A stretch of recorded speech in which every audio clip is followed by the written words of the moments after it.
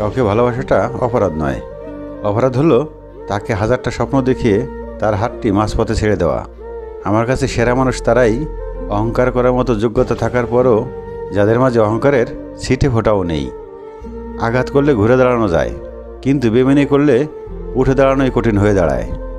যদি একটি দেশকে দুর্নীতিমুক্ত এবং সুন্দর মনের মানুষের জাতিতে রূপান্তরিত করতে হয়, তাহলে আমি বিশ্বাস করি এতে তিনজন মানুষের সবচেয়ে বেশি ভূমিকা থাকে: মা, বাবা আর শিক্ষক। জীবনে কঠিন সব বাধা আসে তোমাকে ধ্বংস করতে নয়, বরং তোমার ভিতরে লুকানো শক্তিকে অনুধাবন করাতে। বাধা সমূহকে দেখাও তুমিও কম কঠিন নও। সময় আর অবস্থা যে কোনো সময় পাল্টে যেতে পারে, তবে সত্যিকারের সম্পর্ক, সত্যিকারের বন্ধুত্ব কোনো দিনই পাল্টায় না। সত্য কখনো চিৎকার করে বলতে হয় না, মানুষ চিৎকার করে সত্য ঢাকার জন্য। যে মানুষগুলো তোমাকে বলে তুমি পারবে না বা তুমি পারবেই না, তারাই সম্ভবত সেই লোক যারা ভয় পায় এটা ভেবে যে তুমি পারবে। যে অন্ধকারের মধ্যেই তুমি থাকো না কেন, ধৈর্য ধরে বসে থাকো, প্রভাতের সূর্য শীঘ্রই আসিতেছে। জীবন ও সময় পৃথিবীর শ্রেষ্ঠ শিক্ষক। জীবন শেখায় সময়কে ভালোভাবে ব্যবহার করতে, আর সময় শেখায় জীবনের মূল্য দিতে। বিশ্বাস করতে হলে এমন একজনকে করো যার মধ্যে নীতি আছে, যার মুখের কথা আর হাতের কাজ এক। বন্ধুত্ব হোক কিংবা ভালোবাসা, টিকে রাখার দায়িত্ব কিন্তু দুজনেরই। সময় এবং টাকার মধ্যে প্রধান পার্থক্য হলো আমরা জানি আমাদের কাছে কত টাকা আছে, কিন্তু আমরা জানি না আমাদের হাতে কতটা সময় আছে। স্বপ্ন সেটা নয় যেটা তুমি ঘুমিয়ে দেখো, স্বপ্ন হলো সেটাই যা পূরণের অদম্য ইচ্ছা তোমায় ঘুমাতে দেয় না।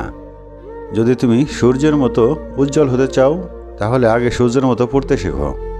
প্রথম সাফল্যের পর বসে থেকো না, কারণ দ্বিতীয়বার যখন তুমি ব্যর্থ হবে তখন অনেকেই বলবে প্রথমটিতে শুধু ভাগ্যের জোরে সফল হয়েছিলে। মানুষের জীবনে প্রতিবন্ধকতা থাকা দরকার, বাধা না থাকলে সফলতা উপভোগ করা যায় না। যদি তুমি পরাজিত হও তাহলে হাল ছেড়ো না, কারণ সেটাই তোমার শেখার প্রথম পদক্ষেপ। আমাদের সবার দক্ষতা সমান নয় ঠিকই, তবে আমাদের সবার কাছেই সেই দক্ষতাকে আরও বাড়ানোর সমান সুযোগ রয়েছে। একটি কথা পরিষ্কার, সৃষ্টিকর্তা তাদেরই সহায় থাকেন যারা কঠোর পরিশ্রম করেন।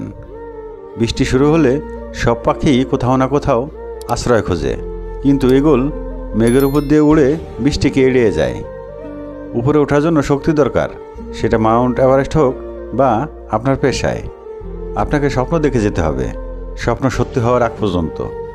তুমি যদি তোমার কাজকে স্যালুট করো, তাহলে তোমার আর কাউকে সিলেক্ট করতে হবে না। কিন্তু তুমি যদি তোমার কাজকে অসম্মান করো, ফাঁকি দাও কিংবা অমর্যাদা করো, তাহলে তোমারই সবাইকে সিলেক্ট করে যেতে হবে। কাউকে হারিয়ে দেওয়া তো খুব সহজ, শক্ত হলো কাউকে জয় করা। তরুণ প্রজন্মের কাছে আমার বার্তা হলো তাদের ভিন্নভাবে চিন্তা করার সাহস রাখতে হবে, মনের ভেতর আবিষ্কারে তাড়না থাকতে হবে, নিজের সমস্যা নিজে মেটাবার মানসিকতা থাকতে হবে।